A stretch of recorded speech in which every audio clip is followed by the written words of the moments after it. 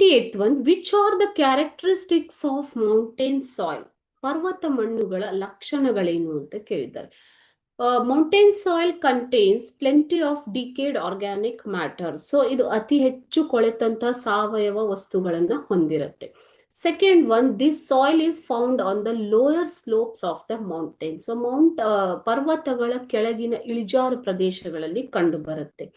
Third one, it is very rich in nitrogen and organic residues. ಇದು nitrogen ಮತ್ತು ಸಾವಯವ ಅಂಶಗಳನ್ನು ಅತಿ ಹೆಚ್ಚಾಗಿ ಹೊಂದಿದೆ.